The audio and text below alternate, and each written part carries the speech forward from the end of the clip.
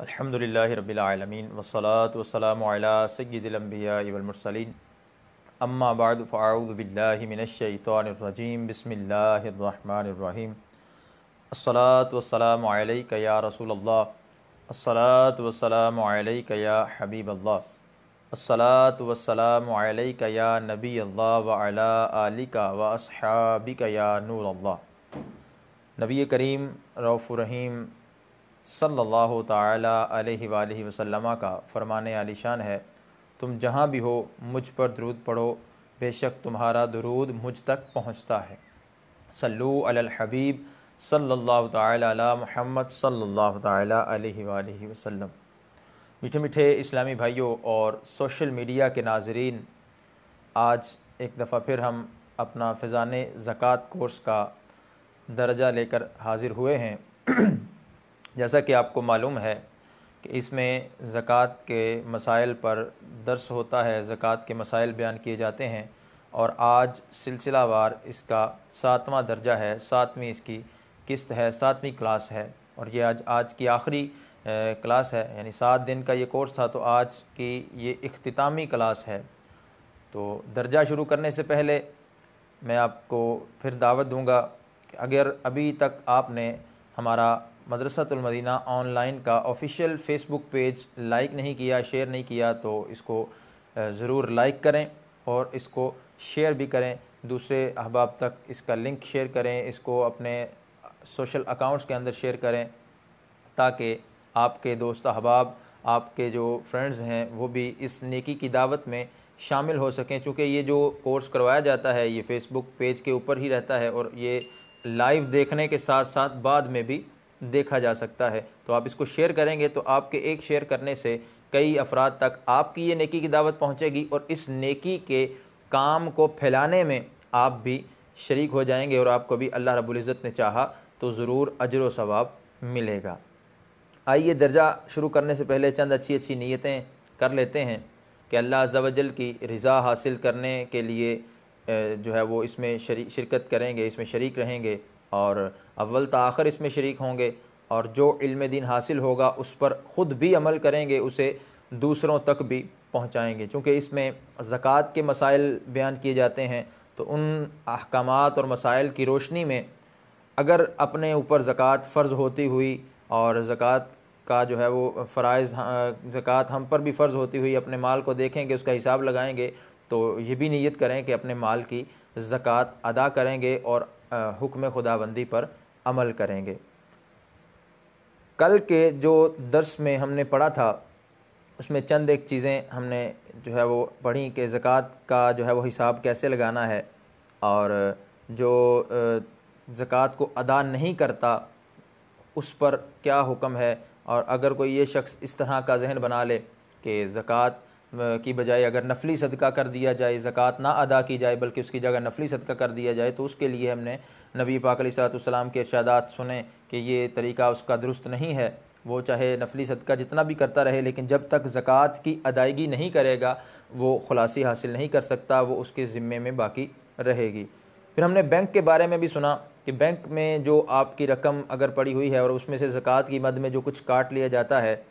اس میں سے منہا کر لیا جاتا ہے، تو کیا اس سے زکوٰۃ ادا ہو جاتی ہے؟ تو اس صورت میں بھی زکوٰۃ ادا نہیں ہوتی۔ پھر کسی کی زکوٰۃ اگر کوئی پیشگی ادا کرنا چاہتا ہے تو اس حوالے سے بھی ہم نے اس میں مسئلہ جو ہے وہ سنا، اور زکوٰۃ دینے والے کے مال سے زکوٰۃ کی ادائیگی اس کی اجازت کے بغیر اگر کر دی تو اس صورت میں بھی ہم نے سنا کہ اگرچہ وہ اس کو جائز قرار دے بھی دے تب بھی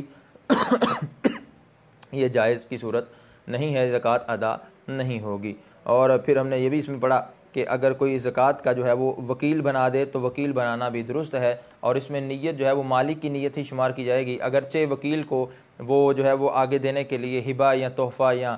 قرض وغیرہ کی نیت کے ساتھ کسی کو دینے کو کہہ دے تو اس صورت میں بھی زکوٰۃ ادا ہو جائے گی۔ پھر زکوٰۃ کی جگہ جو ہے وہ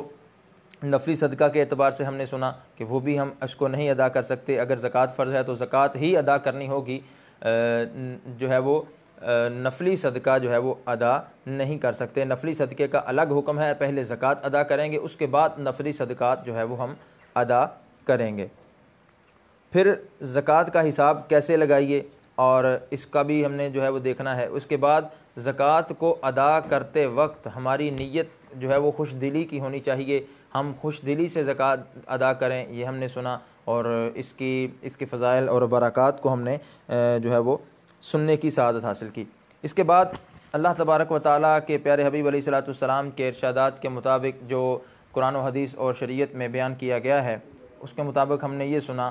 کہ جو جانور ہیں ان کی تجارت کے اگر غرض سے ہیں تو ان کی زکوٰۃ کا کیا حساب ہوگا، ان کا نصاب کیا ہوگا، اور اگر وہ تجارت کی غرض سے نہیں ہیں، چرائی کے جانور ہیں، تو ان پر زکوٰۃ کس اعتبار سے، کس انداز سے جو ہے وہ لاگو ہوگی اور ان پر ان کا نصاب کتنا ہوگا۔ تو ہم نے پڑھا کہ اونٹوں میں کم سے کم 5 اونٹ ہوں، اور گائے بھینس کے اندر جو ہے وہ 30 گائے ہوں کم سے کم، تو اس پر جو ہے وہ 1 سال کا بچڑا یا بچیا جو ہے وہ زکوٰۃ دینا فرض ہوتی ہے۔ اور اسی طرح اگر بکریاں ہیں تو کم از کم 40 بکریوں پر زکوٰۃ جو ہے وہ لازم ہوتی ہے، اس سے کم پر زکوٰۃ ادا کرنا ضروری نہیں ہوتی۔ اس کے بعد ہم نے صدقہ فطر کے متعلق کچھ پڑھا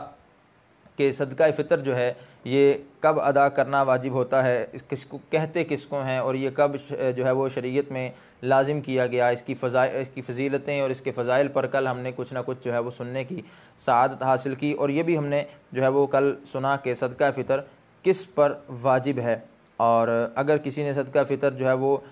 نہ دیا تو اس کا کیا حکم ہوگا۔ تو یہ تمام چیزیں وہ تھیں کہ جو کل کے سبق میں، کل کے درس میں، کل کی کلاس کے اندر ہم نے پڑھنے کی سعادت حاصل کی۔ آج ہم کچھ صدقہ فطر کے بارے میں، اور انشاءاللہ اگر اللہ تبارک و تعالیٰ نے چاہا تو کچھ عشر کے بارے میں آج کے درس کے اندر ہم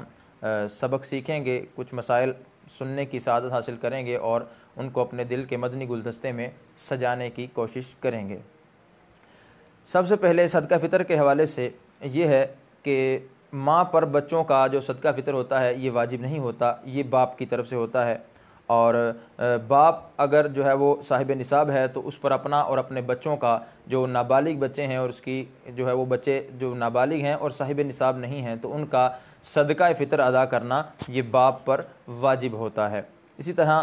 غریب باپ کے بچوں کا صدقہ فطر، تو اگر باپ غریب ہو تو اس کی جگہ جو مالک نصاب دادا ہے تو اس پر اپنے غریب پوتے اور پوتی کی طرف سے صدقہ فطر ادا کرنا یہ ضروری اور لازم ہے۔ صدقہ فطر کے لیے روزہ رکھنا یہ شرط نہیں ہے، یعنی اگر کسی نے روزہ نہیں رکھا، مثلا کسی سفر کی وجہ سے، عذر کی وجہ سے، یا پھر جو ہے وہ بلا عذر جان بوجھ کر معاذ اللہ کوئی رمضان کا روزہ جو ہے وہ چھوڑ دیتا ہے، ترک کر دیتا ہے، تو ایسے شخص پر بھی اگر وہ صاحب نصاب ہے تو اس پر صدقہ فطر ادا کرنا یہ ضروری اور لازم ہے۔ اسی طرح اگر کوئی نابالغ شخص ہے اور اس کی کوئی منکوحہ ہے، اس کی جو ہے وہ نابالغی کی حالت میں ہی شادی ہو جاتی ہے، تو اب اس کی بیوی جو ہے وہ بھی گویا کہ نابالغ ہے، اور نابالغ کی ہی جو ہے وہ نابالغہ سے شادی ہو گئی۔ اب جو نابالغہ لڑکی ہے کہ جو اس نابالغ کی منکوحہ ہے، اس کے جو نکاح میں آئی ہے، تو اس کا صدقہ فطر کس پر ہوگا؟ تو اس حوالے سے مسئلہ یہ ہے، نابالغ لڑکی جو اس قابل ہے کہ شوہر کی خدمت کر سکے، اس کا نکاح کر دیا گیا اور شوہر کے یہاں اسے بھیج بھی دیا گیا، یعنی رخصتی بھی اس کی ہو چکی ہے، وہ شوہر کے پاس آ چکی ہے، تو اس کا جو صدقہ فطر ہے وہ کسی پر بھی اس کی طرف سے صدقہ فطر ادا کرنا یہ ضروری نہیں ہے، یعنی اس کی طرف سے صدقہ فطر واجب نہیں ہے، نہ شوہر پر ہے نہ باپ پر ہے۔ اور اگر وہ قابل خدمت نہیں ہے، اگر وہ ابھی چھوٹی ہے اتنی کہ قابل خدمت نہیں ہے، یا شوہر کے یہاں اسے نہیں بھیجا گیا، تو بدستور وہ ابھی باپ کی کفالت کے اندر ہے، باپ کے عیال میں شامل ہوتی ہے، تو پھر اس وقت خود جو ہے وہ لڑکی اگر مالک نصاب نہ ہو تو لڑکی کا والد اس کی طرف سے بھی صدقہ فطر ادا کرے گا۔ پھر ہم نے جو ہے وہ کل بھی یہ مسئلہ جو ہے وہ پڑھا تھا،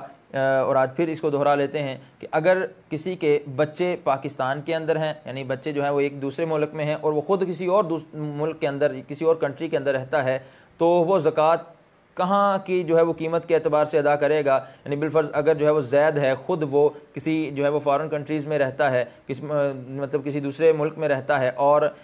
جو اس کی اولاد ہے، جو اس کے نابالغ بچے ہیں وہ پاکستان میں رہتے ہیں، تو اب زید جس ملک میں رہتا ہے وہ کوئی بھی ملک ہو سکتا ہے، تو اس ملک کے اعتبار سے جو ہے وہ زکوٰۃ ادا، جو صدقہ فطر ہے اس کو ادا کرے گا، کیونکہ اس کے اندر جو صدقہ فطر ادا کرنے والا ہے اس کے مقام کا، اس کی جگہ کا اعتبار کیا جائے گا، جو ادھر اس کی اولاد ہے جس جگہ پر، اس کے مکان کا اعتبار نہیں کیا جائے گا۔ اسی طرح اگر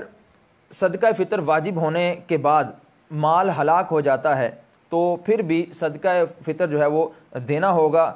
کیونکہ زکوٰۃ اور عشر کے برخلاف صدقہ فطر ادا کرنے کے لیے مال کا باقی رہنا یہ ضروری نہیں۔ یعنی زکوٰۃ کے اندر تو ہم نے یہ حکم پڑھا تھا کہ اگر زکوٰۃ میں چیز جو ہے وہ مال ضائع ہو جاتا ہے تو اتنی مقدار اس پر زکوٰۃ، اگر تو بالکل مال پورا کا پورا ضائع ہو گیا تو پھر اس پر زکوٰۃ ساقط ہو جاتی ہے، اور اگر جتنا سارا مال جو ہے وہ ضائع نہیں ہوا تو جتنا مال ضائع ہوگا اس کی مقدار اس سے ساقط ہو جائے گا، اور بقیہ جو ہے اس پر جو ہے وہ ادا کرنی زکوٰۃ لازم ہوگی۔ لیکن صدقہ فطر میں ایسا نہیں ہے۔ صدقہ فطر میں اگرچہ مال ضائع ہو بھی جائے، ہلاک ہو بھی جائے، تب بھی اس پر صدقہ فطر ادا کرنا یہ ضروری ہوگا۔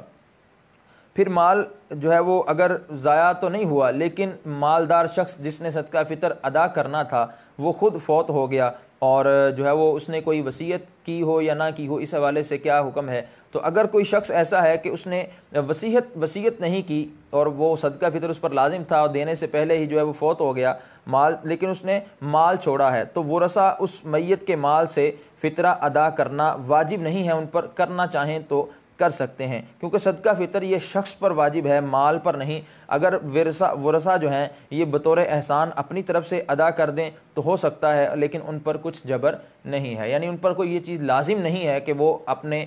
جو مرحوم ہے اس کی طرف سے، جو فوت شدہ ہے اس کی طرف سے اس کو ادا کریں۔ البتہ اگر وہ اپنی خوشی سے، اپنی رضامندی سے، اپنے مال سے یا جو ہے وہ ادا کرنا چاہیں تو کر سکتے ہیں، اور میت کے مال سے فطرہ ادا کرنا جو ہے یہ ان پر واجب نہیں ہے۔ پھر بعض اوقات ایک مسئلہ یہ عوام کے اندر بڑا مشہور ہے کہ اگر عید والے دن سے پہلے جو ہے وہ کوئی مہمان آ جاتا ہے تو اس کا بھی صدقہ فطر ادا کرنا ہوتا ہے، تو ایسی صورت نہیں ہے، بلکہ عید پر آنے والے جو مہمان ہوتے ہیں ان کا صدقہ فطر یہ میزبان پر لازم نہیں ہے، میزبان ان کا صدقہ فطر ادا نہیں کرے گا۔ ہاں البتہ ایسی صورت ہے کہ اگر وہ جو مہمان ہیں وہ خود صاحب نصاب ہیں، غنی ہیں، تو ان پر اپنا صدقہ فطر ادا کرنا لازم ہے، البتہ میزبان کسی بھی صورت میں ان کا صدقہ فطر ادا کرنا جو میزبان ہے اس پر لازم نہیں ہے۔ پھر شادی شدہ بیٹی اگر کسی کی ہے، بیٹی ہے اور وہ شادی شدہ ہو چکی ہے اور اس کے بچے بھی ہیں یا ابھی بچے نہیں ہیں، تو وہ اپنے باپ کے گھر میں آ کر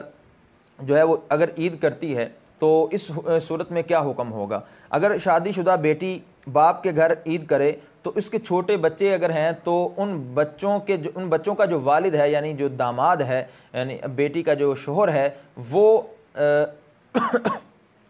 فطرہ جو ہے وہ صدقہ فطر اپنا اور بچوں کا ادا کرے گا، اور جب کہ عورت کا نہ باپ پر ہے نہ ہی شوہر پر ہے، اور اگر عورت صاحب نصاب ہو یا پھر عورت جو ہے وہ شوہر کی کفالت کے اندر ہے، اس کی عیال کے اندر ہے، تو اس صورت میں جو اگر تو شوہر کی عیال کے اندر عورت شامل ہوتی ہے، پھر مرد جو ہے وہ عورت کی اجازت سے اس کا صدقہ فطر ادا کر سکتا ہے، یا بلا اجازت بھی اس کی طرف سے صدقہ فطر ادا کر سکتا ہے، لیکن ضروری نہیں ہے۔ لیکن اگر جو ہے وہ عورت صاحب نصاب ہو خود، تو اس وقت عورت پر بھی صدقہ فطر جو ہے وہ ادا کرنا یہ ضروری ہے۔ البتہ عورت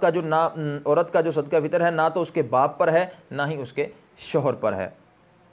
پھر بلا اجازت اگر کسی نے کسی کی طرف سے فطرہ ادا کر دیا، زید جو ہے وہ عمر کی طرف سے یا بکر کی طرف سے یا اپنے والد کی طرف سے یا اپنی بیوی کی طرف سے اگر صدقہ فطر ادا کرنا چاہتا ہے تو اس کی بھی چند ایک صورتیں ہیں۔ اگر تو بیوی نے شوہر کی طرف سے اجازت کے بغیر، اس کی اجازت کے بغیر فطرہ ادا کیا تو صدقہ فطر ادا نہیں ہوگا، جبکہ صراحتاً یا دلالتاً اجازت نہ ہو۔ صراحتاً دلالت سے یہ مراد ہے کہ واضح طور پر جو ہے وہ شوہر نے بیوی کو اجازت دی ہو کہ میری طرف سے تم صدقہ فطر ادا کر دو۔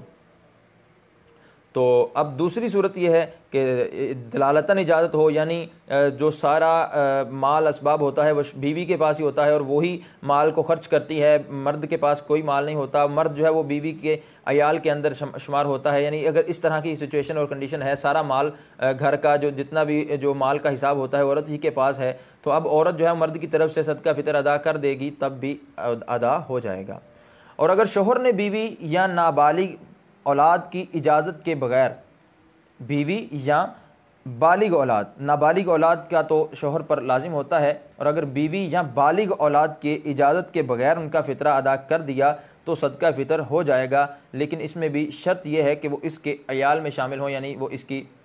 کفالت میں شامل ہوں، سارا جو ہے وہ پیسے کا نظام باپ ہی سنبھالتا ہو، تو اس صورت میں ادا ہو جائے گا۔ اعلیٰ حضرت فتاوی رضویہ کے اندر ارشاد فرماتے ہیں رحمۃ اللہ تعالیٰ علیہ کہ صدقہ فطر یہ عبادت ہے، اور عبادت میں نیت شرط ہوتی ہے، یعنی بغیر نیت کے عبادت درست نہیں، تو بلا اجازت ناممکن ہے، یعنی اگر بغیر اجازت کے کوئی صدقہ فطر ادا کر دیتا ہے تو یہ ناممکن ہے۔ ہاں،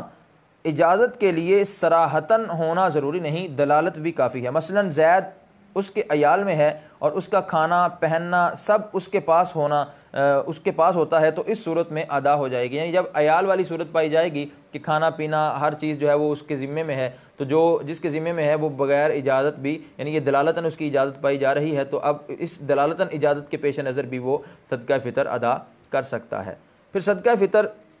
یہ کن چیزوں پر لازم ہوتا ہے، کن چیزوں سے جو ہے وہ ہم اس کو ادا کر سکتے ہیں؟ کیا صرف اس میں پیسے دے سکتے ہیں، یا جو ہے وہ اس میں گندم یا جو وغیرہ یا جو بھی اس میں وضاحت ہے وہ ہم سنتے ہیں۔ تو گندم یا اس کا آٹا یا پھر ستو نصف سا، اس کی مقدار جو ہے وہ نصف سا ہے، گندم یا اس کا آٹا یا اس کے ستو جو ہیں وہ اگر اس انداز سے ان چیزوں سے وہ جو ہے وہ ادا کرنا چاہتا ہے تو یہ نصف سا بنتے ہیں، یعنی نصف سا کی مقدار جو ہے وہ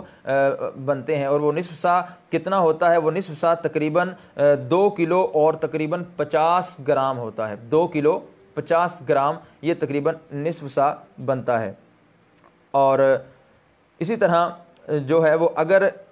گندم یا آٹا یا ستو کے اعتبار سے وہ نہیں دینا چاہتا تو پھر کھجور یا منقع یا جو یا پھر جو کا آٹا یا اس کا ستو، ان 4 چیزوں میں یعنی گیہوں، جو، کھجور، منقع کے علاوہ اگر جو ہے وہ کسی دوسری چیز سے فطرہ ادا کرنا چاہتا ہے تو پھر اس کے الگ طور پر قیمت کا حساب لگایا جائے گا، لیکن ان 4 چیزوں میں کھجور، منقع یا جو یا اس کا آٹا یا پھر ستو، تو اس میں 1 سا جو ہے وہ صدقہ فطر، اس کی 1 سا کی مقدار صدقہ فطر ادا کرنا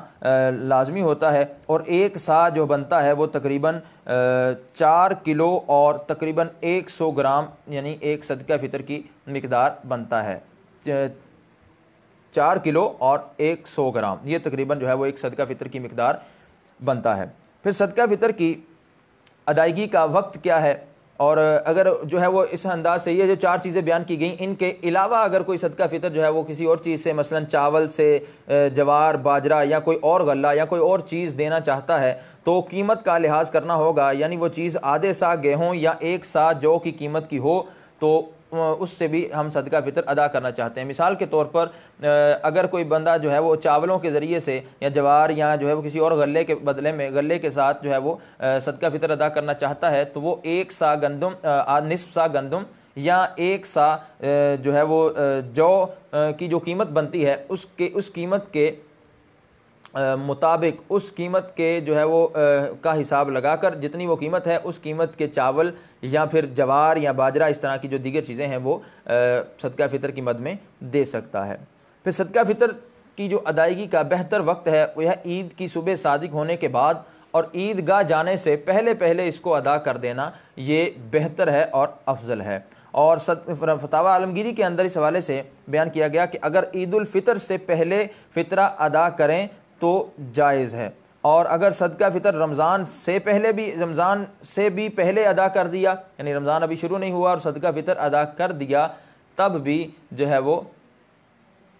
اس کا صدقہ فطر ادا ہو جائے گا، اور صدقہ فطر ادا کرنا یہ درست ہے۔ پیشگی صدقہ فطر دیتے وقت جو ہے وہ اگر بندہ صاحب نصاب نہیں تھا، یعنی اس نے صاحب نصاب ہونے سے بھی پہلے صدقہ فطر ادا کر دیا ہے، تو نصاب کا مالک ہونے سے پہلے صدقہ دے دیا پھر نصاب کا مالک ہوا تو صحیح ہے، اس میں کوئی حرج کی بات نہیں ہے، اس صورت میں بھی اس کا صدقہ فطر ادا ہو جائے گا۔ اور اگر جو ہے وہ عید کے بعد صدقہ فطر دیا تو اس حوالے سے اعلیٰ حضرت عظیم المرتبت پروانۂ شمع رسالت مجدد دین و ملت الشاہ امام احمد رضا خان علیہ رحمۃ الرحمن فرماتے ہیں یعنی صدقہ فطر کے دینے کا وقت یہ وسیع ہے، عید الفطر سے پہلے بھی دے سکتا ہے اور بعد بھی، مگر بعد کو تاخیر نہ چاہیے، بلکہ اولا یہ ہے کہ نماز عید سے پہلے نکال دے، کہ حدیث میں ہے کہ صاحب نصاب شخص کے روزے یہ معلق رہتے ہیں جب تک کہ یہ صدقہ فطر کو ادا نہ کرے، یعنی جیسے ہی وہ صدقہ فطر کو ادا کرے گا تو اس کے جو معلق روزے ہیں وہ قبولیت کی طرف جو ہے وہ چلے جائیں گے۔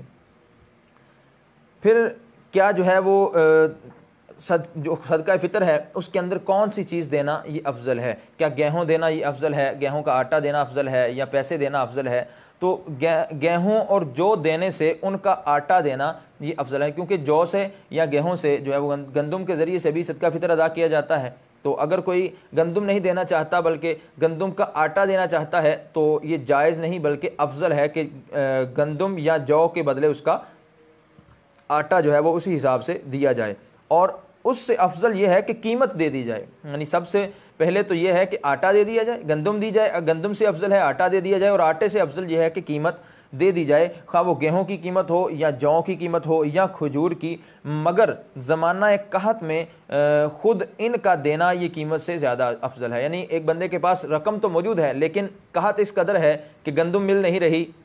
یا آٹا مل نہیں رہا، تو اس صورت کے اندر قحط کی صورت میں گندم یا اس کا آٹا دینا یہ زیادہ جو ہے وہ افضل ہے، اور پھر رقم دینا جو ہے وہ اس کا درجہ نیچے آ جاتا ہے۔ پھر فطرہ کس کو دینا چاہیے؟ صدقہ فطر جو ہے وہ اس میں کیا ہر بندے کو ہی دے سکتے ہیں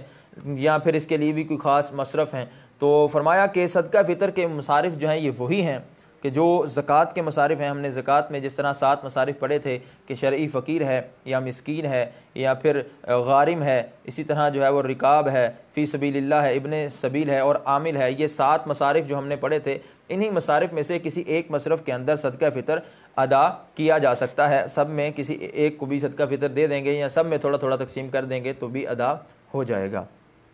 فتاوی عالمگیری میں ہے کہ جن کو زکوٰۃ دے سکتے ہیں انہیں صدقہ فطر بھی دے سکتے ہیں، اور جن کو زکوٰۃ نہیں دے سکتے ان کو صدقہ فطر بھی نہیں دے سکتے، لہٰذا زکوٰۃ کی طرح صدقہ فطر کی رقم جو ہے وہ یہ جس طرح ہم جو ہے وہ مدارس وغیرہ میں زکوٰۃ دیتے ہیں تو اس طرح صدقہ فطر بھی جو ہے وہ وہاں پر جمع کروایا جا سکتا ہے، دیا جا سکتا ہے۔ اسی طرح فطرہ جس کو دیا جائے تو وہ سید زادہ نہیں ہونا چاہیے، وہ سید زادی نہیں ہونی چاہیے، ہاشمی نہیں ہونا چاہیے، اور وہ جو ہے وہ غنی نہیں ہونا چاہیے۔ یہ تمام شرائط وہی کہ جو زکوٰۃ کے اندر جن کا پایا جانا ضروری ہے وہ اس میں بھی پایا جانا ضروری ہے۔ اسی طرح ایک شخص کا فطرہ جو ہے وہ کیا ایک ہی مسکین کو دینا ضروری ہے یا جو ہے وہ بقیہ کو بھی دے سکتے ہیں؟ تو ایک ہی مسکین کو صدقہ فطر دیا جائے یہ بھی درست ہے، بہتر ہے کہ ایک ہی مسکین کو یا ایک ہی فقیر کو صدقہ فطر دے دیا جائے، اور اگر ایک شخص کا فطرہ مختلف مساکین کو دیا جاتا ہے تو یہ بھی جائز ہے۔ اسی طرح ایک ہی مسکین کو مختلف اشخاص کا، مختلف لوگوں کا صدقہ فطر جمع کر کے دے دینا تو اس کو بھی یہ بھی جائز کی صورت ہے، اس کو دے سکتے ہیں۔ یہ تمام مسائل صدقہ فطر کے حوالے سے تھے کہ صدقہ فطر کس پر لازم ہوتا ہے، کیسے ادا کیا جاتا ہے، کب دینا واجب ہوتا ہے اور کس کو دے سکتے ہیں۔ تو یہ چند ایک مسائل جو صدقہ فطر کے حوالے سے تھے۔ اب ہم جو ہے وہ عشر کی طرف آتے ہیں۔ عشر کے حوالے سے کچھ مسائل سیکھنے کی کوشش کرتے ہیں۔ عشر کیا ہوتا ہے، عشر کسے کہتے ہیں، اور جو ہے وہ یہ کس پر واجب ہوتا ہے، کب واجب ہوتا ہے، کیوں واجب ہوتا ہے، اور اس کی کیا فضائل ہیں، اس کو نہ دینے کے، نہ ادا کرنے کے کیا نقصانات ہیں۔ تو اس حوالے سے عرض یہ ہے کہ عشر کی جو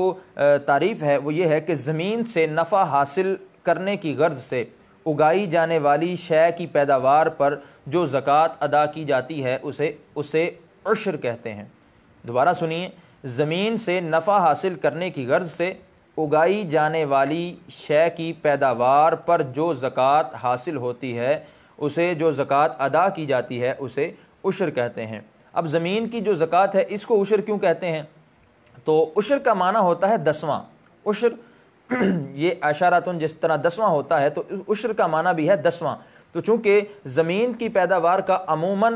10واں حصہ یعنی اکثر جو ہے وہ 10واں حصہ ہی زکوٰۃ کی مد میں دیا جاتا ہے، تو اس صورت میں جو ہے وہ بطور زکوٰۃ، اس صورت میں بطور زکوٰۃ جو ہے وہ 10واں دیا جاتا ہے، اس لیے اسے عشر کہتے ہیں، یعنی 10واں حصہ نکالنے کی وجہ سے اس کو ہم عشر کہتے ہیں، اور عشر کا معنی ہوتا ہے 10واں، اس لیے اسے عشر کہا جاتا ہے۔ پھر عشر کے فضائل اور بہت سے برکات ہیں، اور اس کو دینے کے حوالے سے اللہ تبارک و تعالیٰ نے اور نبی کریم علیہ الصلوۃ والسلام نے اپنی احادیث کے اندر، اور اللہ تبارک و تعالیٰ نے قرآن مجید فرقان حمید کے اندر اس کے بے شمار فضائل اور برکات جو ہیں وہ بیان فرمائے ہیں۔ اللہ تبارک و تعالیٰ قرآن مجید فرقان حمید کے اندر ارشاد فرماتا ہے وما انفقتم من شیء فهو یخلفہ وہو خیر الرازقین، ترجمہ کنز الایمان، اور فرمایا جو چیز تم اللہ کی راہ میں خرچ کرو وہ اس کے بدلے اور دے گا، اور وہ سب سے بہتر رزق دینے والا ہے۔ اور فرمایا نبی کریم علیہ الصلوۃ والسلام نے اس حوالے سے کہ نبی کریم علیہ الصلوۃ والسلام نے بھی اس کی کئی مقامات پر ہمیں ترغیبات دلائی ہیں، اور اس کی جو ہے وہ فضائل بیان فرمائے ہیں۔ اور چنانچہ حضرت سیدنا حسن رضی اللہ تعالیٰ عنہ سے ایک حدیث مبارکہ مروی ہے، وہ آپ کی گوش گزار کرتا ہوں۔ نبی کریم علیہ الصلوۃ والسلام نے ارشاد فرمایا زکوٰۃ دے کر اپنے مالوں کو مضبوط قلعوں میں کر لو، اور اپنے بیماروں کا علاج صدقہ سے کرو، اور بلا نازل ہونے پر دعا اور تضرع یعنی گریہ و زاری سے استعانت یعنی مدد حاصل کرو۔ یعنی اس حدیث مبارکہ میں بتایا گیا کہ اپنے مالوں کی زکوٰۃ دو اور ان کو مضبوط قلعوں میں کر لو یعنی محفوظ کر لو، اور اپنے بیماروں کا علاج صدقہ سے کرو، یعنی صدقہ دینے سے پتہ چلا کہ بیماریاں ٹل جاتی ہیں، بیماریاں جو ہے وہ دور ہو جاتی ہیں۔ اور فرمایا بلا نازل ہونے پر دعا کرو اور تضرع کرو، یعنی اللہ تبارک و تعالیٰ کی بارگاہ میں جب کوئی بلا نازل ہو تو اللہ تبارک و تعالیٰ کی بارگاہ کے اندر گریہ وزاری کرو، دعا کرو، اللہ تبارک و تعالیٰ تمہاری اس گریہ وزاری کرنے سے، تمہاری اس دعا کرنے سے اللہ تبارک و تعالیٰ تمہیں جو ہے وہ اس بلا سے حفاظت بھی عطا فرمائے گا اور اس بلا کو تم سے پھیر دے گا۔ اور حضرت سیدنا جابر رضی اللہ تعالیٰ عنہ سے روایت ہے، نبی کریم رؤوف الرحیم صلی اللہ تعالیٰ علیہ وآلہ وسلم نے ارشاد فرمایا جس نے اپنے مال کی زکوٰۃ ادا کر دی بے شک اللہ تبارک و تعالیٰ اس سے شر دور فرما دے گا، یعنی اللہ تبارک و تعالیٰ نے اس سے شر کو دور فرما دیا کہ جس نے اپنے مال کی زکوٰۃ کو ادا کر دیا۔ پھر عشر اگر کوئی شخص ادا نہیں کرتا تو اس کا بہت وبال آتا ہے، اس کے کئی ایک نقصانات بھی ہیں۔ اللہ تبارک و تعالیٰ جیسا کہ قرآن مجید فرقان حمید کے اندر ارشاد فرماتا ہے وَلَا يَحْسَبَنَّ الَّذِينَ يَبْخَلُونَ بِمَا آتَاهُمُ اللَّهُ مِن فَضْلِهِ هُوَ خَيْرًا لَهُمْ بَلْ هُوَ شَرٌّ لَهُمْ سَيُطَوَّقُونَ مَا بَخِلُوا بِهِ يَوْمَ الْقِيَامَةِ۔ اور ترجمہ کنز الایمان، جو بخل کرتے ہیں اس چیز میں جو اللہ نے انہیں اپنے فضل سے دی، ہرگز اسے اپنے لیے اچھا نہ سمجھیں گے بلکہ وہ ان کے لیے برا ہے، ان قریب وہ جس میں بخل کیا تھا قیامت کے دن ان کے گلوں کا توق ہوگا۔ تو یہ گلوں کا توق بنا دیا جائے گا، گلوں کے اندر توق کی صورت میں ڈال دیا جانا، یہ عذاب کا سلسلہ ہونا، یہ زکوٰۃ ادا عشر ادا نہ کرنے کے وجہ سے ہی ہے۔ اور نبی کریم علیہ الصلوۃ والسلام کا بھی فرمان ہے، حضرت سیدنا بریدہ رضی اللہ تعالیٰ عنہ سے روایت ہے کہ نبی کریم علیہ الصلوۃ والسلام نے ارشاد فرمایا جو قوم زکوٰۃ ادا نہ کرے گی، زکوٰۃ نہ دے گی، اللہ عز و جل اسے قحط کے اندر مبتلا فرما دے گا۔ تو یہ قحط کا آنا یہ ایک عذاب کی صورت ہے، یہ قحط کا آنا، یہ لوگوں پر جو ہے وہ آزمائشوں کا آنا، یہ اس وجہ سے بھی ہو سکتا ہے کہ لوگ جو ہے وہ زکوٰۃ ادا نہیں کرتے، اپنے مالوں کا عشر ادا نہیں کرتے، اپنی فصلوں کا عشر ادا نہیں کرتے، اس وجہ سے بھی جو ہے وہ اور اس وجہ سے مال تباہ و برباد بھی ہو جاتا ہے، مال تلف بھی ہو جاتا ہے بعض اوقات۔ اور نبی کریم علیہ الصلوۃ والسلام کی حدیث مبارکہ ہے، نبی کریم علیہ الصلوۃ والسلام نے ارشاد فرمایا خشکی اور تری میں جو مال تلف ہوتا ہے وہ زکوٰۃ نہ دینے کی وجہ سے تلف ہوتا ہے۔ تو اس سے ہمیں یہ پتہ چلتا ہے کہ زکوٰۃ اگر نہ دی جائے، عشر اگر ادا نہ کیا جائے تو اس کے کس قدر نقصانات ہوتے ہیں، فصلیں بھی تباہ ہوتی ہیں، قحط کا سلسلہ بھی ہوتا ہے، رب کے عذابات بھی آتے ہیں۔ تو کیوں نہ بہتر یہ ہے کہ ہم جو ہے وہ اللہ تبارک و تعالیٰ کے احکامات پر عمل کریں، جو زکوٰۃ بنتی ہے اس کو بھی ادا کریں، اگر فصل ہے اس پر عشر بنتا ہے، جہاں جو ہے وہ اس پر جو زکوٰۃ بنتی ہے جتنا حصہ بنتا ہے اس کو رب کی بارگاہ میں ہم ادا کرتے رہیں، اللہ تبارک و تعالیٰ بھی ہم سے راضی اور خوش ہو جائے گا۔ پھر سوال یہ ہے کہ عشر واجب تو ہے، عشر ادا کرنا ضروری تو ہے، لیکن عشر کس پر واجب ہے، کس پیداوار پر واجب ہے؟ کیا ہر طرح کی فصل پر عشر ادا کرنا ضروری ہے؟ تو جو چیزیں ایسی ہوں کہ ان کی پیداوار سے زمین کا نفع حاصل کرنا مقصود ہو، یعنی ان کی جو پیداوار ہے اس سے ہم زمین کا نفع حاصل کرتے ہیں، خواہ وہ غلہ ہو، وہ اناج ہو، وہ پھل فروٹ ہو، سبزیاں ہوں، یا مثلا اناج کے اندر جیسے گندم، چاول، کپاس، گنا، جوار، دھان، اسی طرح باجرہ اور مونگ پھلی، مکئی، سورج مکھی اور رائی اور سرسوں اور لوسن وغیرہ، یہ تمام چیزیں تو، یا پھر وہ پھلوں کی صورت کے اندر ہو جیسے خربوزہ، آم، امرود، مالٹا، کیلا، چیکو، انار، ناشپاتی، جاپانی پھل اور اس طرح کے جتنے بھی جو ہے وہ فروٹ جو ہم استعمال کرتے ہیں، ان تمام کا جو ہے وہ ان تمام چیزیں کیونکہ یہ زمین سے حاصل کی جاتی ہیں، اس کا نفع حاصل کرنے کے لیے، زمین سے اس کا نفع حاصل کرنے کے لیے جو ہے وہ حاصل کی جاتی ہیں، تو اس صورت میں ان پر بھی عشر ہوگا۔ اسی طرح سبزیوں کی اگر مثالیں لی جائیں تو سبزیوں میں ککڑی، ٹینڈا، کریلا، بھنڈی توری اور آلو، ٹماٹر، اس طرح کی دیگر جتنی بھی سبزیاں ہیں، یہ تمام سبزیاں، ان پر بھی جو ہے وہ زکوٰۃ جو عشر بنتا ہے وہ ادا کرنا ضروری ہے۔ ان سب کی پیداوار میں سے عشر یعنی 10واں حصہ یا نصف عشر یعنی 20واں حصہ ادا کرنا یہ ضروری ہوتا ہے۔ اب 10واں حصہ کب ادا کیا جاتا ہے اور 20واں حصہ کب ادا کیا جاتا ہے، یہ بھی ہم انشاءاللہ سنیں گے۔ اللہ تبارک و تعالیٰ سورۃ الانعام میں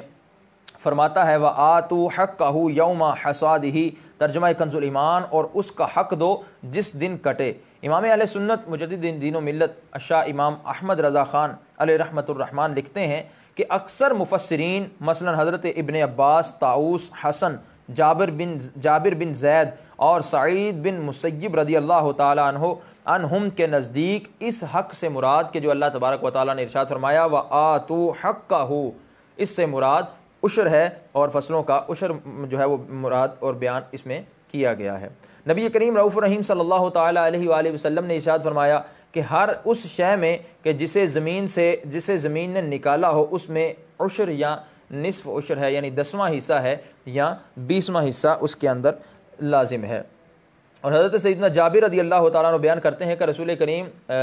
رسول محتشم نبی کریم علیہ الصلوۃ والسلام نے ارشاد فرمایا جن زمینوں کو دریا اور بارش سیراب کرے ان میں عشر یعنی 10واں حصہ دینا واجب ہے، اور جو زمینیں اونٹ کے ذریعے سیراب کی جائیں ان میں نصف عشر یعنی 20واں حصہ دینا یہ ضروری ہے۔ تو اب ہمیں یہ بھی پتہ چل گیا کہ وہ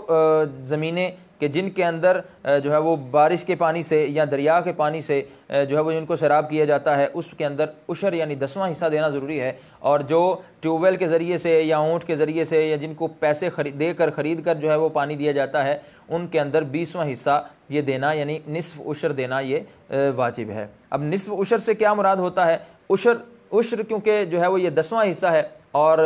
10ویں کا جب نصف کیا جائے تو یہ 20واں حصہ یعنی نصف عشر 10ویں کا نصف تو یہ 20واں حصہ بن جاتا ہے، یعنی 1/20۔ تو کسی بھی فصل کا جو ہے وہ جب 20واں حصہ ہوگا تو اس تمام کے 20 حصے کیے جائیں گے تو ایک حصہ جو ہے وہ ادا کرنا یہ ضروری ہوگا۔ اسی طرح اگر عشری زمین ہے، عشر کے لیے کوئی زمین جو ہے وہ کاشت کی جاتی ہے، زمین ایسی ہے کہ جس میں سے عشر ادا کیا جاتا ہے، اس پر جو ہے وہ شہد کی پیداوار کی گئی، شہد کو جو ہے وہ پیدا کیا گیا، تو وہاں پر جو ہے وہ اس پر بھی عشر دینا یہ ضروری ہوتا ہے۔ جو شہد کی پیداوار ہوگی لیکن وہ عشری زمین کے اندر ہو تو اس پر بھی شہد پر بھی جو ہے وہ زکوٰۃ ادا کرنا، عشر کی صورت میں زکوٰۃ ادا کرنا یہ ضروری ہے۔ پھر وہ فصلیں کہ جو ایسی ہیں کہ ان کی پیداوار سے زمین کا نفع حاصل کرنا مقصود نہیں ہوتا، ان پر عشر نہیں، جیسے کوئی ایندھن کے لیے گھاس، بیڈ، سرکنڈا، جو اور اس طرح کی وہ جو جڑی بوٹیاں ہیں یا پودے ہیں جو ٹوکریاں وغیرہ بنانے کے استعمال ہوتی ہیں، یا دیگر ترکاریاں اور جن کے سے پھلوں اور وہ پھلوں کے بیج اور ان کی کھیتی کی ترکاریاں مقصود ہوتی ہیں، ان کے پھل اور بیج مقصود نہیں ہوتے، تو ان پر جو ہے وہ عشر نہیں ہے، ان پر عشر ادا کرنا ضروری نہیں۔ اسی طرح اگر درخت ہیں تو یا پھر درخت ہیں اور درخت سے نکلنے والا جو گوند ہوتی ہے ان پر بھی عشر ادا کرنا یہ ضروری نہیں ہے۔ عشر واجب ہونے کے لیے کم از کم کتنی مقدار کا ہونا یہ ضروری ہے؟ عشر واجب ہونے کے لیے کوئی خاص مقدار فرض اور متعین اور جو ہے وہ معین نہیں ہے، بلکہ جتنی بھی اگر کسی فصل پر عشر ہے تو جتنی بھی فصل اس کی ہوگی، جتنی بھی کاشت اس پر ہوگی، اس کا کم سے کم جو ہے وہ چاہے تھوڑی ہو چاہے زیادہ ہو تو 10واں حصہ جو ہے وہ اس کا عشر بنتا ہے، 10واں حصہ یا 20واں حصہ یہ اس کی کاشتکاری کے اعتبار سے دیکھا جائے گا۔ اگر تو وہ اس کو جو کاشت کیا جاتا ہے وہ جو ہے کاشتکاری ٹیوب ویل کے پانی سے ہو رہی ہے یا اس کو خرید کر پانی لگایا جاتا ہے تو اس صورت میں 20واں حصہ ادا کیا جائے گا۔ اور اگر ایسی صورت ہے کہ اس کو کاشتکاری اس کی جو ہے وہ بارش کے پانی سے ہو رہی ہے یا پھر دریا کے پانی سے ہو رہی ہے، یعنی خرید کر پانی نہیں لگایا جا سکتا، تو اس صورت میں نہیں لگایا جاتا، تو اس صورت میں اس پر عشر ادا کرنا یعنی 10واں حصہ ادا کرنا یہ ضروری ہوتا ہے۔ پھر عشر اور زکوٰۃ کے اندر ایک فرق یہ بھی ہے کہ زکوٰۃ کے اندر چونکہ نابالغ اور مجنون پر زکوٰۃ ادا کرنا ضروری نہیں تھی، لیکن عشر کے اندر ایسا نہیں ہے۔ عشر میں اگر کوئی زمین کا مالک یعنی جو فصل کا مالک ہے، جس نے فصل اگائی ہے یا جس کی طرف سے فصل اگائی گئی ہے، وہ اگرچہ مجنون یا نابالغ بھی ہو لیکن وہ مالک ہے، تو پھر بھی اس پر عشر ادا کرنا یہ ضروری ہے، کیونکہ عشر جو ہے یہ زمین کی پیداوار پر ادا کیا جاتا ہے، لہٰذا جو بھی اس پیداوار کا مالک ہوگا وہ عشر ادا کرے گا۔ یعنی عشر کا تعلق یہ مالک سے نہیں ہے، یعنی جو بندہ مالک ہے یا مالک نہیں ہے، بلکہ عشر کا تعلق جو ہے یہ پیداوار سے ہے، یعنی پیداوار اگر تو پیداوار ہوئی ہے تو عشر ادا کیا جائے گا، اگر پیداوار نہیں ہوئی تو عشر ادا نہیں کیا جائے گا۔ پھر قرض دار کی صورت میں اگر کوئی بندہ قرض دار ہے، اس پر قرضہ ہے، تو زکوٰۃ اور عشر میں ایک یہ بھی فرق ہے کہ زکوٰۃ کے اندر ہم نے یہ سنا تھا اور یہ پڑھا تھا کہ اگر ایسا شخص ہے کہ جس پر قرض کی صورت ہے، اس نے کسی کو جو ہے وہ کسی سے قرض لیا ہوا ہے اور ابھی واپس نہیں دیا، تو اس پر جو ہے وہ زکوٰۃ ادا کرنا ضروری نہیں ہوتی۔ لیکن جو عشر ہے اس میں ایسا سلسلہ نہیں ہے، عشر کا جو مسئلہ ہے یہ زکوٰۃ سے الگ ہے۔ عشر کے مسئلے کے اندر اگر کسی پر زکوٰۃ فرض جو ہے وہ کسی پر قرض کی صورت بھی ہے، کوئی جو ہے وہ مقروض بھی ہے، لیکن اس نے فصل اگائی ہے، اس کی کاشت ہوئی ہے، فصل جو ہے وہ فصل کی پیداوار پر عشر ادا کرنا یہ ضروری ہے۔ پھر اسی طرح شرعی فقیر ہو، اگر فصل اگانے والا شخص شرعی فقیر ہے اور وہ کسی جو ہے وہ فقیر شرعی کی تعریف جو ہم نے اوپر پڑھی کہ اس کے پاس جو ہے وہ نصاب کے مطابق جو ہے وہ کوئی سونا چاندی نہ ہو یا اتنا مال نہ ہو کہ جو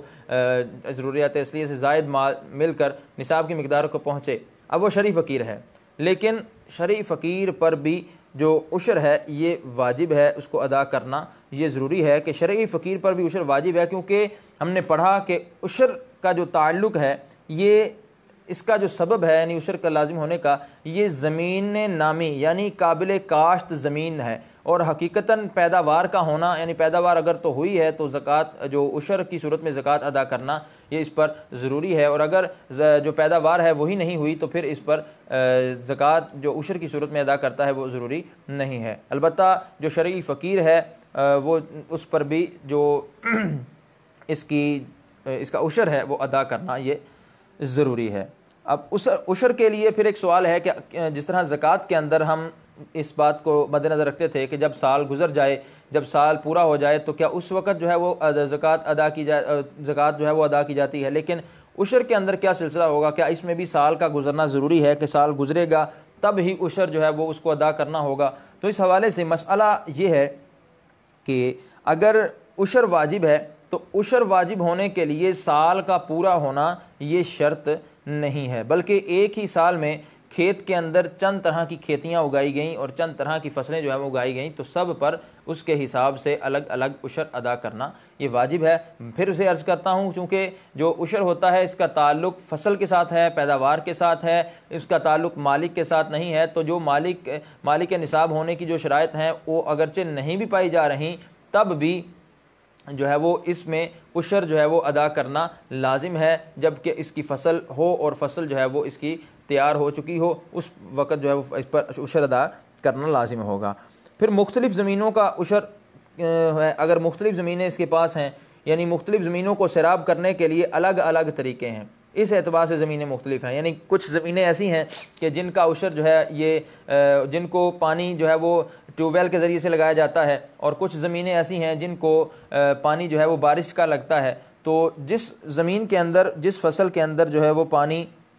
بارش کا لگتا ہے یا دریا سے جو ہے وہ لگتا ہے یعنی اس میں کوئی قیمت جو ہے وہ صرف نہیں کی جاتی، تو اس صورت میں اس پر عشر واجب ہوگا۔ اور اگر ایسی وہ زمین کہ جس کے اندر فصل جو ہے وہ کاشت کی جاتی ہے لیکن ٹیوب ویل سے پانی لگایا جاتا ہے یا خرید کر پانی لگایا جاتا ہے، تو اس صورت میں اس پر عشر جو ہے وہ نہیں ہوگا بلکہ اس پر 20واں حصہ ہوگا، نصف عشر اس پر ادا کرنا یہ ضروری ہوگا۔ پھر اسی طرح اگر ایسی صورتحال ہے کہ جو کھیت جو ہے وہ ایسا کھیت ہے کہ اس میں نہر سے بھی پانی لگایا جاتا ہے، یعنی دریا سے بھی پانی لگایا جاتا ہے، اور جو ہے وہ بارش کا پانی بھی اس کے اندر جو ہے وہ استعمال ہوتا ہے، تو اس میں حکم یہ ہے کہ اگر اکثر دنوں کا اعتبار کیا جائے گا، اگر اکثر جو ہے وہ پانی بارش کا لگتا ہے تو پھر اس پر جو ہے وہ نصف عشر اکثر جو ہے اس پر اگر بارش کا پانی لگتا ہے تو پھر اس پر عشر ادا کرنا یہ لازم ہوگا، اور اگر اکثر پانی جو ہے وہ خرید کر لگانا پڑتا ہے تو پھر نصف عشر ادا کرنا لازم ہوگا۔ اور اگر نہر یا ٹیوب ویل وغیرہ کا پانی خرید کر آب پاشی کی ہو، یعنی وہ پانی کسی کی ملکیت ہے، اسے خرید کر آب پاشی کی، یعنی اس میں جو ہے وہ اس کو کھیتوں کو پانی لگایا، جب بھی اس پر نصف عشر یعنی 20واں حصہ ادا کرنا ضروری ہوگا۔ اور اگر وہ کھیت کچھ دنوں بارش کے پانی سے سیراب کر دیے جاتے ہیں اور کچھ ڈول یعنی اپنے ٹیوب ویل وغیرہ سے، تو اکثر بارش کے پانی سے کام لیا جاتا ہے اور کبھی کبھی ڈول سے، تو اس پر عشر واجب ہے، ورنہ نصف عشر ہے، وہی جو میں نے عرض کر دیا، دوبارہ عرض کیا ہے کہ اگر اس پر اکثر دن کا اعتبار کیا جائے گا تو اکثر دن اگر تو بارش کے ساتھ ہے تو پھر پورا عشر اس پر ادا کرنا واجب ہوگا، اور اگر اکثر دن پانی خرید کر ٹیوب ویل کی صورت میں ہے تو پھر نصف عشر اس پر ادا کیا جائے گا۔ پھر ٹھیکے کی زمین ہوتی ہے، بعض اوقات ٹھیکے پر جو ہے وہ زمین دی جاتی ہے، تو اس پر جو بندہ کاشتکار کرتا ہے اس پر عشر کا کیا حکم ہے؟ تو جی ہاں، ٹھیکے پر جو دی جانے والی زمین ہے اس پر بھی، اس کی پیداوار پر بھی عشر ادا کرنا ضروری ہوگا، اور اس پر جو عشر کی ادائیگی ہے وہ کاشتکار یعنی جو اس پر کاشتکاری کر رہا ہے اس پر ادا کرنا یہ ضروری ہوگی۔ اور اگر کوئی شخص جو ہے وہ خود فصل جو ہے وہ اگر خود فصل نہ ہوئی تو اس پر جو ہے وہ عشر کس انداز سے ہوگا یا نہیں ہوگا؟ تو اگر زمین کا مالک خود کھیتی باڑی میں حصہ نہ لے اور بلکہ جو ہے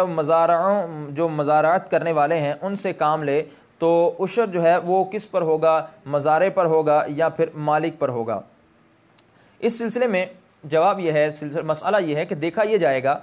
کہ اگر مزارع سے مراد وہ شخص ہے جو زمین بٹائی پر لیتا ہے، یعنی پیداوار میں آدھا یا تیسرا حصہ وغیرہ، تو مالک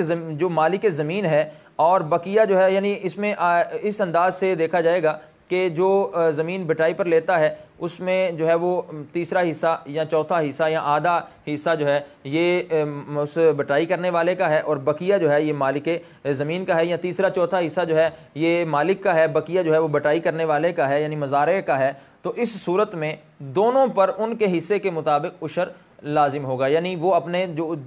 تیسرا حصہ جس کا ہے وہ اپنے تیسرے حصے میں سے عشر دے گا، اور جس کا بقیہ ہے وہ بقیہ میں سے اس کا حساب لگا کر اس میں سے عشر دے گا۔ اور صدر الشریعہ بدر الطریقہ امجد علی اعظمی رحمۃ اللہ تعالی علیہ بہار شریعت میں اس حوالے سے فرماتے ہیں کہ عشری زمین بٹائی پر دی تو عشر دونوں پر واجب ہے، یعنی چونکہ اگر اس میں ایسی صورت ہے کہ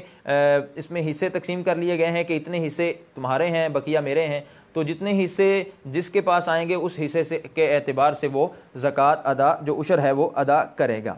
پھر اگر جو ہے وہ مزارع سے مراد وہ مزارع ہے، وہ مزارعت کرنے والا ہے کہ جس کو مالک نے زمین اجارے پر دی، مثلا فی ایکڑ 50,000 روپے وہ اس سے جو ہے وہ لے گا، تو اس صورت میں عشر جو ہوگا یہ مزارع پر ہوگا، مالک زمین پر نہیں ہوگا، کیونکہ اس صورت میں جو مزارع ہے یعنی مزارعت کرنے والا ہے وہ شخص اس کھیتی کا مالک ہوگا اور اس پر کھیتی اگا رہا ہوگا، تو اس صورت میں وہی اس کا عشر بھی ادا کرے گا۔ پھر اگر کوئی زمین ایسی ہے جو مشترکہ ہے، جس کے اندر جو ہے وہ کسی اور کا جو بھی حق اس کے اندر شامل ہے، تو عشر کی ادائیگی میں زمین کا مالک ہونا یہ شرط نہیں ہے، بلکہ پیداوار کا مالک ہونا یہ شرط ہے، یعنی جو پیداوار کے اندر شریک ہوگا اس کا اعتبار کیا جائے گا، زمین کے اندر اگرچہ کوئی شریک ہے اس کا اعتبار نہیں ہے۔ اس لیے جو جتنی پیداوار کا مالک ہوگا اسی پیداوار کے حساب سے اس پر عشر ادا کرنا یہ ضروری اور لازم ہوگا۔ فتاوی شامی میں ہے کہ عشر واجب ہونے کے لیے زمین کا مالک ہونا شرط نہیں بلکہ پیداوار کا مالک ہونا یہ شرط اور لازم ہے، کیونکہ عشر پیداوار پر واجب ہوتا ہے نہ کہ زمین پر، اور زمین کا مالک ہونا یا نہ ہونا دونوں برابر ہیں۔ بالفرض ایک شخص ہے، وہ ایک زمین ہے، اس کے دو مالک ہیں، زید بھی اس کا مالک ہے، عمر بھی اس کا مالک ہے، لیکن اس زمین میں جو فصل اگائی گئی اس کا مالک صرف اور صرف جو ہے وہ زید ہے یا عمر ہے، یا پھر کوئی تیسرا شخص بکر جو ہے اس کا مالک ہے، تو جو اس فصل کا مالک ہوگا اس پر زکوٰۃ جو عشر ہے، یعنی وہ زکوٰۃ کی صورت میں عشر ادا کرنا یہ لازم ہوگا۔ جو مالک زمین ہے اگر وہ اس فصل کے مالک ہیں تو پھر ان پر ہوگا، اور اگر وہ مالک نہیں ہے یا کوئی اور بندہ مالک ہے تو اس پر جو ہے وہ عشر ادا کرنا لازم ہوگا۔ البتہ زمین کے مالک پر ہی عشر ہو یہ ضروری نہیں ہے۔ پھر عشر ادا کرنے سے پہلے بعض اوقات ایسا کیا جاتا ہے کہ اخراجات اس کے جتنے اس میں ہوئے یا جو اس میں کام کرنے والے ہیں ان کی جو ہے وہ اجرت یا بیج کھاد اور ادویات وغیرہ جو اس پر جو ہے وہ ڈالی گئیں، جن کا جو ہے وہ حساب لگا کر ان کو پہلے علیحدہ کر لیا جاتا ہے، پھر بقیہ پر جو ہے وہ عشر ادا کیا جاتا ہے۔ تو ایسا کام کرنے کی اجازت نہیں ہے۔ اس صورت میں حکم اور مسئلہ یہ ہے کہ جس پیداوار پر عشر یا نصف عشر ادا کرنا واجب ہے اس میں کل پیداوار پر عشر یا نصف عشر جو ہے وہ لیا جائے گا۔ ایسا نہیں ہے کہ زراعت، ہل، بیل اور حفاظت کرنے والے اور کام کرنے والوں کی اجرت، اسی طرح بیج کھاد اور ادویات وغیرہ کا جو ہے وہ ان کے اخراجات کو نکال کر پھر بقیہ کا عشر یا نصف عشر دیا جائے، اس کی اجازت نہیں ہے، بلکہ تمام جو اس کے پاس فصل ہوئی ہے اس تمام فصل کا حساب لگایا جائے گا۔ اس تمام فصل کا اگر 10واں حصہ بنتا ہے تو 10واں حصہ ادا کیا جائے گا، جبکہ جو فصل ہے وہ اس کو پانی بارش کا لگا ہو یا دریا سے لگا ہو، یا پھر اگر اس کو مطلب کسی سے پانی خرید کر یا ٹیوب ویل کی صورت میں لگایا گیا ہے تو ایسی صورتحال میں اس کو 20واں حصہ ادا کیا جائے گا، اور یہ 20واں حصہ تمام اخراجات کو نکالنے سے پہلے ادا کیا جائے گا۔ پھر عشر ادا کرنا کب واجب ہے، کب لازم ہے؟ کیا فصل اگانے ساتھ ہی جیسے ہی فصل اگائی ہے یا فصل کچھ نہ کچھ اگ گئی ہے اس وقت اس کا عشر ادا کیا جائے گا، یا جب فصل جو ہے یہ مطلب پکنے کے قریب ہو چکی ہے یا جب کاٹ لی گئی ہے؟ تو اس حوالے سے حکم یہ ہے کہ جب پیداوار حاصل ہو جائے یعنی فصل پک جائے یا پھل نکل آئیں تو نفع اٹھانے کے قابل ہو جاتی ہیں تو اس وقت عشر واجب ہو جائے گا۔ جیسے ہی فصل پک گئی، جیسے ہی جو ہے وہ فصل نفع اٹھانے کے قابل ہو گئی، پھول ہیں تو وہ پک گئے، یا پھر جو ہے وہ فصلیں ہیں وہ پک چکی ہیں، پھل ہیں تو وہ نکل آئے، پھل ہیں تو وہ پک چکے ہیں اور وہ نفع اٹھانے کے قابل ہو چکی ہیں، اگرچہ اس نے ابھی تک الگ نہیں کیے، اس کو توڑے نہیں ہیں، تو جو ہے وہ اس صورت میں عشر اس پر واجب ہو جائے گا۔ ہاں البتہ فصل کاٹنے یا پھل توڑنے کے بعد حساب لگا کر اس کو ادا کرنا ضروری ہوگا، یعنی فی الفور جیسے ابھی کیونکہ پکے نہیں ہیں، ابھی توڑے نہیں ہیں، تو فی الفور ہی اس پر عشر ادا کرنا یہ ضروری نہیں ہے، جیسے ہی جو ہے وہ اس کو الگ کرے گا تو اس پر عشر ادا کرنا اب ضروری ہو جائے گا حساب لگا کر۔ پھر اگر کوئی عشر کو پیشگی ادا کرنا چاہتا ہے، جس طرح زکوٰۃ میں مختلف مسائل تھے کہ اگر زکوٰۃ پیشگی ادا کر لی تو اس میں کیا احکامات تھے، اس میں شرائط بھی پایا جانا ضروری تھا، تو عشر کے اندر کن کن چیزوں کا پایا جانا ضروری ہے، کس کس صورت میں جو ہے وہ اگر عشر ادائیگی پہلے کر دی، عشر کی ادائیگی پیشگی کر دی یعنی پہلے ہی ادا کر دی تو عشر ادا ہوگا، کن صورتوں میں نہیں ہوگا۔ تو اس صورت میں چند ایک صورتیں اس کی بنیں گی۔ سب سے پہلی صورت یہ ہے کہ جب کھیتی تیار ہو جائے اور اس کا عشر جو ہے وہ پیشگی دینا جائز ہے، یعنی جب کھیتی تیار ہو چکی ہے اب اگر کوئی اس کا جو ہے عشر وہ پیشگی دینا چاہتا ہے تو جو ہے وہ یہ جائز ہے، دے سکتے ہیں۔ دوسری صورت اس کی یہ ہے کہ کھیتی بونے اور ظاہر ہونے کے بعد ادا کیا، کھیتی بوئی گئی ہے اور اب ظاہر ہو چکی ہے تو اب اگر اس کا جو ہے وہ عشر ادا کیا تب بھی جائز ہے، اور اگر بونے کے بعد یعنی کھیتی بو دی گئی ہے لیکن ابھی ظاہر نہیں ہوئی، ظاہر ہونے سے پہلے جو ہے وہ عشر ادا کرے گا تو اظہر یعنی زیادہ ظاہر قول کے مطابق یہ پیشگی ادا کرنا جائز نہیں ہے، اس صورت میں اس کا عشر ادا نہیں ہوگا۔ پھر پھلوں کے ظاہر ہونے سے پہلے دیا تو پیشگی دینا جائز نہیں، اور ظاہر ہونے کے بعد دیا تو جائز نہیں۔ اگر پھلوں کے جو باغات وغیرہ ہوتے ہیں جیسے تو ان پر اگر پھل ظاہر نہیں ہوئے، ابھی پھل جو ہے وہ نمودار نہیں ہوئے ہیں، ظاہر نہیں ہوئے ہیں، اور بندہ جو ہے ان کی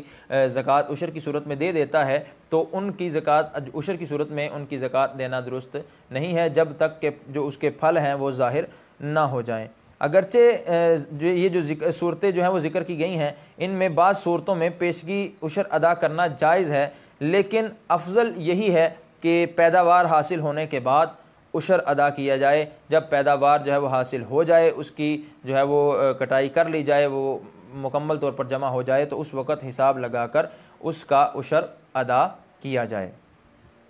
پھر پیداوار اگر جو ہے پھل ظاہر ہونے اور کھیتی تیار ہونے کا ہم نے سنا کہ جب پھل ظاہر ہو جائیں گے یا کھیتی تیار ہو جائے گی، تو اس کا کیا مقصد ہے، اس سے کیا مراد ہے کہ پھل تیار ہو جاتے ہیں یا کھیتی تیار ہو جاتی ہیں، تو کھیتی تیار ہو جاتی ہے تو اس سے اس وقت جو ہے وہ ہم عشر دے سکتے ہیں، اس سے پہلے اگر دیں گے تو درست نہیں ہے۔ تو پھل ظاہر ہونے اور کھیتی تیار ہونے سے مراد یہ ہے کہ ایسی صورت میں کہ عشر بیچنے والے پر جو ہے وہ ایسی صورت سے مراد یہ ہے کہ کھیتی اتنی تیار ہو جائے، یعنی پک کر کھیتی اتنی تیار ہو جائے کہ پھل اتنے پک جائیں کہ ان کے خراب ہونے یا ان کے سوکھ جانے وغیرہ کا اندیشہ نہ رہے، یعنی اب پھل اس قدر تک جو ہے وہ ہو چکے ہیں کہ ان کا یہ اندیشہ ختم ہو چکا ہے کہ اب پھل خراب ہو جائیں گے یا پھل سوکھ جائیں گے یا جو ہے وہ یہ ناقابل استعمال ہو جائیں گے۔ تو ایسا جب خدشہ ختم ہو جائے تو اسے کہتے ہیں کھیتی تیار ہو چکی ہے یا کھیتی ظاہر ہو چکی ہے۔ اور اگرچہ ابھی یہ اس میں یہ بھی ہے کہ اگرچہ یہ توڑنے کے قابل نہ ہو، یعنی ابھی بالکل جو ہے وہ جیسے پھل پک جاتا ہے وہ صورتحال ابھی نہ ہو، لیکن جو ہے وہ کچھ نہ کچھ اس کے اندر جو ہے وہ پکنے کے آثار آ چکے ہوں، وہ پک گیا ہو اور یہ اندیشہ ختم ہو جائے کہ اب یہ سوکھیں گے نہیں اور اب یہ جو ہے وہ خراب نہیں ہوں گے، تو اس صورت میں اس کو تیار کھیتی کے اندر ہی شمار کیا جائے گا۔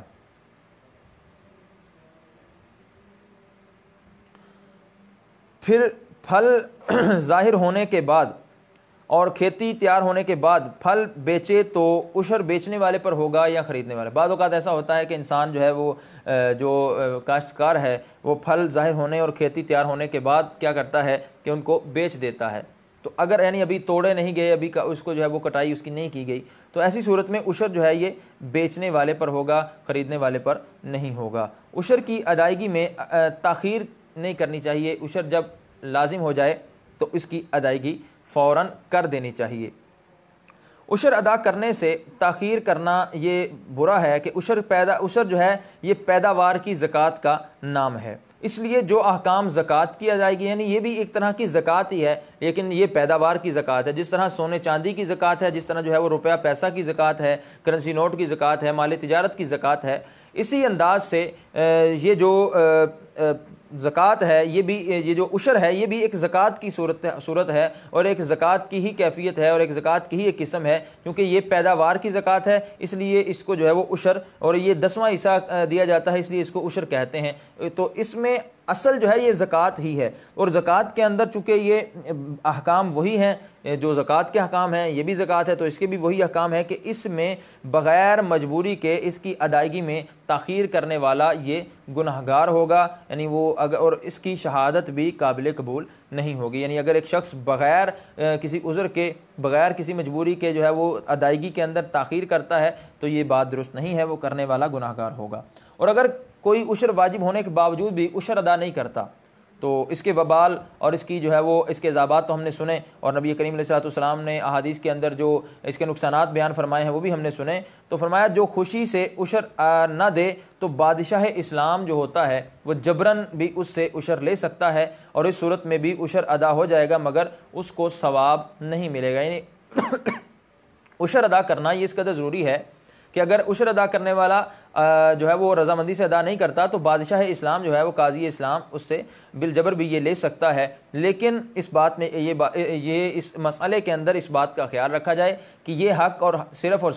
بادشاہ اسلام اور قاضی اسلام کو ہی ہے، البتہ جو عوام ہے یا جو ہے وہ دیگر افراد ہیں وہ اس میں سختی نہیں کر سکتے، اس میں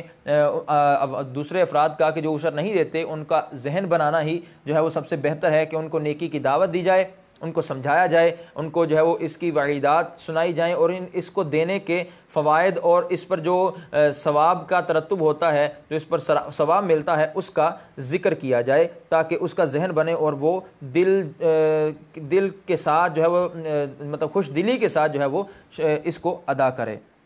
پھر اگر عشر ادا کرنے سے پہلے جو ہے وہ پیداوار کو استعمال کر لیا تو کیا اس صورت میں اس کے لیے کوئی جواز کی صورت ہے یا یہ کرنا جائز نہیں ہے؟ تو جب تک عشر ادا نہ کرے،